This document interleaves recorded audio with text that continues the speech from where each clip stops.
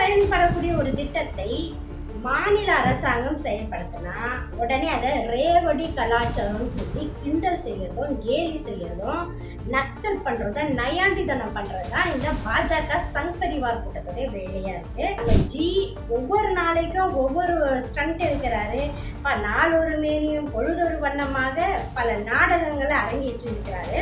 மக்களுக்கு சேவை செய்வேன்னு சொன்னா ஒரு நியாயம் இருக்குது, விவசாயிகளுக்கு சேவை செய்வேன்னு சொன்னா ஒரு நியாயம் இருக்கு. இந்த நாட்டில் நாங்கள் தெய்வங்களாக மதிக்கக்கூடிய பெண்களுக்கு உண்மையிலே சேவை செய்ய போறோம்னு சொன்னா கூட ஏதோ டைலாக் மாத்தி பேசுறாங்க கூட நம்ம நம்பலாம். ஆனா சொல்றதெல்லாம் பாருங்க, மதத்தை பத்தியே பேசுறதுதான் இவருடைய வேலை.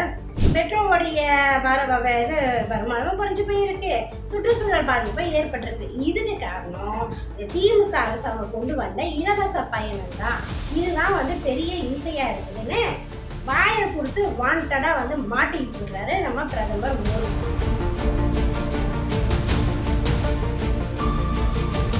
புரட்சி பெண்ணடி சென்னையர்களுக்கு அன்பான வணக்கம்.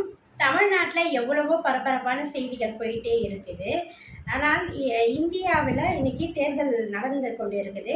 3 கட்டங்களாக தேர்தல் நடந்து முடிஞ்சிருக்கு. இப்போ 4ஆம் கட்ட தேர்தலை நோக்கி போயிட்டு இருக்குது.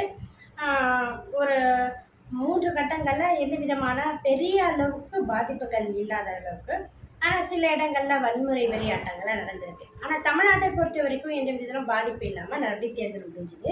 இப்போ 4ஆம் கட்ட தேர்தல் வருகின்ற மே 20 நடக்க இருக்கு. இதனால் தேர்தல் பிரச்சாரங்கள்லாம் ரொம்ப சூடு பிடிச்சி அனல் பறக்கக்கூடிய விதத்தில் இருந்தது. அன்னை சோனியா காந்தி அவர்கள் கூட ரேபரேலி தொகுதியில் மிக அருமையாக பேசியிருக்கிறாங்க. பல லட்சக்கணக்கான மக்கள் கூடியிருக்கிறாங்க. இதுலேருந்தே எது காட்டுதுன்னா, நிச்சயமாக இந்த தேர்தலில் பாஜக வீட்டுக்கு போக போகுது அப்படின்றத நல்லா காட்டுது. அந்த தேர்தலில் தான் அந்த பரப்புரையில் ரொம்ப அழகாக சோனியா காந்தி பேசியிருந்தாங்க. என்னுடைய மகன் ராகுல் காந்தியை நான் உங்களுக்காக அர்ப்பணிக்கிறேன் அப்படின்னு சொல்லியிருந்தாங்க. भाई और बहनों, मैं आपको अपना बेटा सौंप रही हूँ.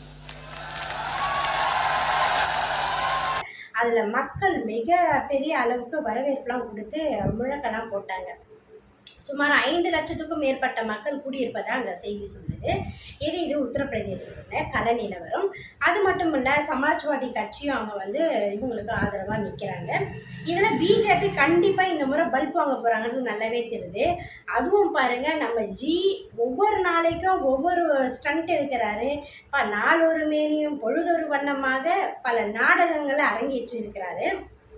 ஒரு இடத்துல போனால் ஒரு சிரித்து பேசுறது, மக்களை மயக்கும் விதமாக பேசுறது, இன்னொரு இடத்துல அப்படியே கர்ஜிச்சு ஆக்ரோஷமாக பேசுறது, காங்கிரஸ் ஆட்சிக்கு வந்தால் ராமர் கோயிலை புல்டோசர் வச்சு இடிச்சிடுவாங்க, தள்ளிடுவாங்க அப்படின்லாம் பேசுறது, இன்னொரு இடத்துல போனீங்கன்னா அப்படியே கருணையின் வடிவானவர்ன்ற மாதிரி பேசுறது, இன்னொரு இடத்துல போனீங்கன்னு வச்சுக்கோங்களேன், நான் உங்களுக்காகவே சேவை செய்ய வந்திருக்கேன், அதாவது இந்த மக்களுக்கு வேறு எதுவுமே இல்லை, சேவை செய்வதற்காக பிறந்து வந்தவன் நான் மட்டும்தான் அப்படின்னு சொல்லிட்டு அங்கே போய் வாயால் வடை சுட்டுறது. இது போல் பார்த்தீங்கன்னா, காசிக்கு நான் சேவை செய்யறதுக்காக தான் வந்திருக்கேன். நமக்கு என்ன கேள்வி கேட்குறோன்னா, சேவை செய்யறதுக்காக தான் நீங்கள் வந்திருக்கீங்கன்னா காசி கோயிலில் போய் சேவை செய்யுங்க, யார் வேணும்னு சொன்னால். அயோத்தியில் போய் சேவை செய்யுங்க, ராமர் கோயிலுக்கு யார் வேணும்னு சொன்னால். அதுக்கு எதுங்க பிரதமராக போகிறீங்க? மக்களுக்கு சேவை செய்வேன்னு சொன்னால் ஒரு நியாயம் இருக்குது, விவசாயிகளுக்கு சேவை செய்வேன்னு சொன்னால் ஒரு நியாயம் இருக்குது. இந்த நாட்டில் நாங்கள் தெய்வங்களாக மதிக்கக்கூடிய பெண்களுக்கு உண்மையிலே சேவை செய்ய போகிறோம்னு சொன்னால் கூட ஏதோ டைலாக் மாற்றி பேசுகிறாங்க கூட நம்ம நம்பலாம். ஆனால் சொல்கிறதெல்லாம் பாருங்கள், மதத்தை பற்றியே பேசுறது தான் இவருடைய வேலை. இதை தாண்டி ஒரு எதுவுமே பேச மாட்டார். இந்த தேர்தல் பிரச்சாரத்துலேயும் தமிழ்நாட்டை மறக்காமல் ஒரு விஷயத்த சொல்லியிருக்கிறாரு. அவருக்கு ஏன்னா அச்சுறுத்தக்கூடிய ஒரு மாநிலம்னா அது என்றைக்குமே நம்முடைய தமிழ்நாடு தான். இடையிடையில் என்ன பண்ணுறாருன்னா பேட்டியெல்லாம் கொடுக்குறாரு. அப்படி தான் ஒரு பேட்டியை கொடுத்துருக்கிறாரு. என்ன அப்படின்னு சொன்னால், தமிழ்நாட்டு மக்கள் அதிகமாக மெட்ரோவில் பயணம் செய்கிறது கிடையாது, குறைஞ்சி போச்சு 50%. இந்த மாதிரி மெட்ரோவில் பயணம் செய்யாமல் அதிகமாக பெண்கள்லாம் பேருந்தில் பயணம் செய்கிறாங்க. அதுக்கு காரணம் என்ன அப்படின்னு பார்த்தீங்கன்னா, மெட்ரோவுக்கு வருவாய் குறைஞ்சிருக்கிறதுக்காகனா மக்கள் வர்றது கிடையாது. ஏன்னா எல்லாருமே இந்த இலவச பயணம் மூலமாக போயிட்டுருக்கிறதுனால, குறிப்பாக பெண்கள், இதனால் நமக்கு பெரிய லாஸ் வந்திருக்குதுன்றதில் பேசியிருக்கிறாரு. அது மட்டும் இல்லாமல் ஒரு புதிய கண்டுபிடிப்பை கண்டுபிடிச்சிருக்காரு. என்னன்னா, மெட்ரோவில் போனால் சுற்றுச்சூழல் பாதிப்பே இருக்காது. ஆனால் நீங்கள் பேருந்தில் போய் தான் அதிகமான புகை சுற்றுச்சூழல் பாதிப்பெல்லாம் ஏற்படுத்துது. அதனால மெட்ரோவுடைய இது வருமானம் குறைஞ்சி போயிருக்கு, சுற்றுச்சூழல் பாதிப்பை ஏற்பட்டிருக்கு. இதுக்கு காரணம் இந்த திமுக அரசாங்கம் கொண்டு வந்த இலவச பயணம் தான். இதுதான் வந்து பெரிய இம்சையாக இருக்குதுன்னு வாயை கொடுத்து வாண்டடாக மாட்டிக்கிட்டு இருக்கிறாரு நம்ம பிரதமர் மோடி. நாங்கள் என்ன கேட்குறோம், ஏழை எளிய பெண்கள் அவர்கள் பயணம் செய்வதற்காக அரசினுடைய ஒரு நலத்திட்டத்தை பார்த்து இப்படி தான் கேவலமாக பேசுவீங்களா? நீங்கள் ஏதாவது தமிழ்நாட்டுக்கு செஞ்ச நல்ல காரியம் சொல்லுங்கள். குறிப்பாக எங்கே போனாலும் பெண்கள் சக்திகள், பெண்கள் பாதுகாக்கப்படணும்னா பேசுகிறீங்களே, தமிழ்நாட்டு பெண்களுக்கு நீங்கள் செஞ்ச ஏதாவது ஒரு சின்ன நலத்திட்டங்களையாவது சொல்லுங்கள். உங்களால் சொல்லவே முடியாது இந்த 10 வருஷம் ஆண்டு கால ஆட்சியில். ஆனால் சொன்னதை செய்த ஒரு அரசு மாண்புமிகு திராவிட மாடல் அரசு. நாங்கள் வந்தோன்னா கட்டணமில்லா பேருந்து கொண்டு வருவோம், மாதம் 1000 ரூபாய் பெண்களுக்கு கொடுப்போம்னு சொன்னாங்க, அதை செஞ்சாங்க. இப்போ நம்ம தமிழ்நாட்டில் இந்த திட்டங்கள்லாம் பார்த்து மற்ற மாநிலங்களை கடைப்பிடிக்குது. கேரளா, தெலுங்கானா, கர்நாடகாவில் இதை நல்லாவே ஃபாலோ பண்ணுறாங்க. நீங்கள் நினச்சி பாருங்கள், கர்நாடகாவிற்கும் தமிழ்நாட்டுக்கும் இருக்கக்கூடிய வித்தியாசம் என்னென்னா, கர்நாடகாவில் இருக்கக்கூடிய பெண்கள் அவர்களுடைய மாநில பேருந்துக்களை எங்கே வேணால் பயணம் செய்யலாம், அவங்களுக்கு கட்டணம் கிடையாது. ஆனால் அவங்க என்ன பண்ணணும்னா ஆதார் கார்டை எடுத்துக்கிட்டு போகணும். ஆதார் கார்டில் இந்த அட்ரஸில் தான் இவங்க இருக்கிறாங்களான்ட்டு கண்ட்ரக்டர் செக் பண்ணுவார். அப்போ இந்த மாநிலத்தில் தான் இவங்க இருக்காங்க, இவங்களுக்கு இங்கே தான் ஓட்டு, இங்கே தான் இவங்களோட விலாசம் இருக்குதுன்னு சொன்னால் தான் அவங்களை அனுமதிப்பாங்க. ஆனால் நம்முடைய தமிழ்நாட்டு பேருந்துகள் அப்படி கிடையாது. குஜராத்லேருந்து பெண்கள் வந்தாலும் சரி, உத்தரப்பிரதேசத்துலேருந்து பெண்கள் வந்தாலும் சரி, மகாராஷ்டிராலேருந்து பெண்கள் வந்தாலும் சரி, கேரளாலேருந்து பெண்கள் வந்தாலும் சரி, எல்லா பெண்களும் கட்டணமில்லா பேருந்தில் தமிழ்நாட்டில் பயணம் செய்யலாம். இதுதான் திராவிட மாடல் அரசினுடைய சிறப்பு. இதெல்லாம் பிரதமர் மோடிக்கு என்ன தெரிய போகுது? தமிழ்நாட்டு பெண்கள் பொருளாதார ரீதியில் வளர்ச்சி அடையக்கூடிய ஒரு திட்டத்தை பார்த்து இப்படி கொச்சைப்படுத்தி பேசுறது தான் உங்களுடைய வேலையா? இதே தேர்தல் காலத்துக்கு தமிழ்நாட்டுக்கு வரும்போதெல்லாம் பாருங்க, என் சகோதரிகளே அப்படின்லாம் பேசுறது, தமிழ்நாட்டுக்கும் தமிழ் மக்களையும் நான் ரொம்ப மதிக்கிறேன்னு சொல்லிட்டு பீட்டு விட்டுறது. ஆனால் வட இந்தியா தேர்தல் காலத்தில் இடையில இதெல்லாம் பேச வேண்டிய அவசியம் என்ன வந்துச்சு?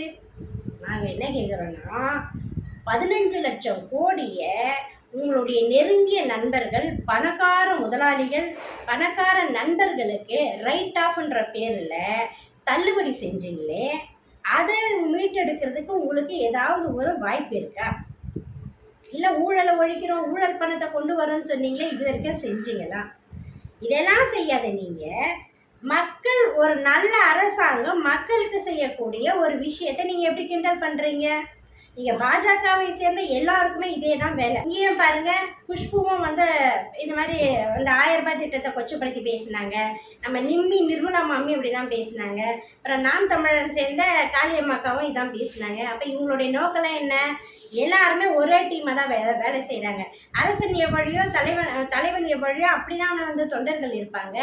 அதே போல தான் மோடி அவர்களே பெண்கள் பயணம் செய்யக்கூடிய இந்த திட்டத்தை பார்த்து கொச்சப்படுத்தி பேசுகிறாருன்னு சொன்னால், அப்போ அவங்கக்கிட்ட இருக்கக்கூடிய நிர்வாகிகளும் அப்படி தானே பேசுவாங்க. மக்கள் பயன்படக்கூடிய ஒரு திட்டத்தை மாநில அரசாங்கம் செயல்படுத்தினா உடனே அதை ரேவடி கலாச்சாரம்னு சொல்லி கிண்டல் செய்கிறதும், கேலி செய்கிறதும், நக்கல் பண்ணுறதும், நயாண்டித்தனம் பண்ணுறது தான் இந்த பாஜக சங் பரிவார் கூட்டத்துடைய வேலையாக இருக்குது. அதுதான் சங்கிகளுக்கான தலைவராக இப்போ இருக்கக்கூடிய பிரதமர் மோடி இந்த பேச்சை பேசியிருக்கிறார். அதுக்கு தான் நம்ம தமிழ்நாட்டில் இருந்து எல்லா தலைவர்கள்கிட்டையும் கடுமையான கண்டனங்கள் பதிவு செஞ்சுருக்கிறாங்க தமிழ்நாட்டு அரசியல் கட்சி தலைவர்கள். இதில் நம்முடைய அமைச்சர் பிடிஆர் ராஜன் அவர்கள் பிடிஆரை ஒரு கேள்வி கேட்டிருக்காரு. என்னென்னா, எதை வச்சு நீங்கள் மெட்ரோவினுடைய வருமானம் குறைஞ்சிச்சின்னு சொல்கிறீங்க? என்ன புள்ளி விவரங்கள் உங்ககிட்ட இருக்குது? அப்படி ஏதாச்சும் டேட்டாஸ் இருந்தால் எங்ககிட்ட காட்டுங்க.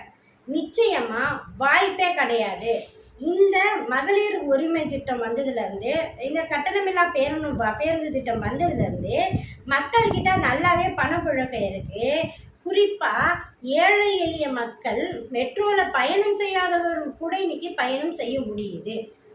அப்படி தமிழ்நாட்டினுடைய ஆட்சி கொண்டு வந்த திட்டம் மாற்றம் இன்னைக்கு மக்களுக்கு பெரும் பயனாக இருக்குது அப்படின்றத சொல்லியிருக்கிறார். உண்மையிலே உங்களுக்கு தெம்பு திராணி எல்லாம் இருந்துச்சுன்னா அதுக்கான புள்ளி விவரங்களை கொடுங்க. இன்னைக்கு இருக்கக்கூடிய நெருக்கடியான சூழல்ல காலம் நேரம் இதெல்லாம் நம்ம சேவ் பண்ணிக்கிட்டே போக வேண்டிய கடமையில் இருக்கோம். எல்லாரும் வேலைக்கு ஓடுறோம். ஏன் நானே கூட இந்த விடியல் பயணம் பெண்கள் திட்டத்தின் மூலமாக பலனடைஞ்சிருக்கேன். காலையில் நான் ஹைகோர்ட்டுக்கு போவேன், ஷேர் ஆட்டோவில் தான் போவேன். மாலையில் வரும்போது நான் பேருந்தில் தான் வருவேன். எனக்கு காலையில் 30 ரூபா ஆட்டோவில் போகிறதுக்கு, திருப்பி மாலையில் வரும்போது 30 ரூபா கிடையாது. அப்போது அது எனக்கு ஒரு பொருளாதார அடிப்படையில் வளர்ந்து வரக்கூடிய நம்மளை போன்றவர்களுக்குலாம் ஒரு ஆதரவாதனை இருக்குது. நம்ம பிரதமரை பொறுத்த வரைக்கும் இதை ஏழை எளிய மக்களை பற்றிலாம் கவலை கிடையாதுங்க. அவர் கவலைப்பட்டிருந்தா ஏன் அரிசி கோதுமைக்கெலாம் 5% ஜிஎஸ்டி போட்டிருக்க போகிறாரு? ரயில் கட்டணத்தை ஏன் ஏற்றிருக்க போகிறாங்க? நம்முடைய ஏழை மக்கள்லையும் அதுவும் வயதானவர்களுக்கு கொடுக்கப்பட்ட அந்த சீனியர் சிட்டிசனுக்கான சலுகை அதையே ரத்து பண்ணவர் தான் நம்ம பிரதமர். ரொம்ப அப்படியே கருணை உள்ளம் கொண்டவர்.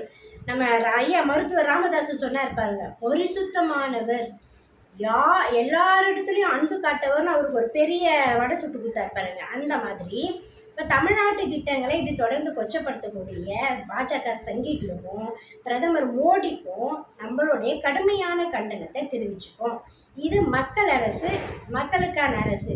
உங்களை மாதிரி மாட்டரசு அரசியல் செய்வவங்களுக்கும், உங்களை மாதிரி முதலாளிகளுக்கு அரசியல் செய்கிறவங்களுக்கும், உங்களை மாதிரி மதவெறி பித்து பிடிச்சவர்களுக்கும் இந்த திட்டம்லாம் பார்த்தா கேலியும் கிடலமாக தான் இருக்கும். மீண்டும் ஆட்சி மாற்றம் வந்தால் நிச்சயமாக இந்தியா கூட்டணி வெற்றி பெறுவது உறுதி. அப்படி வரும் பொழுது தமிழ்நாட்டில் மட்டும் இல்லைங்க, இந்த திட்டம் பரவலாக இந்தியா முழுவதும் கொண்டு வர போகிறாங்க. அப்படின்ற மாற்று கருத்தே கிடையாது. எனவே தொடர்ந்து இது போல் பெண்களுக்கான திட்டங்களை கொச்சப்படுத்தக்கூடிய சங் பரிவார் கூட்டத்துக்கு நம்முடைய கடுமையான கண்டனங்களை தெரிவிப்போம். தொடர்ந்து இது போன்ற கருத்துக்களை எல்லாம் கேட்க புரட்சி பெண் யூடியூப் சேனலை சப்ஸ்கிரைப் பண்ணுங்கள், ஷேர் பண்ணுங்கள், லைக் பண்ணுங்கள், கமெண்ட் பண்ணுங்கள். நன்றி, வணக்கம்.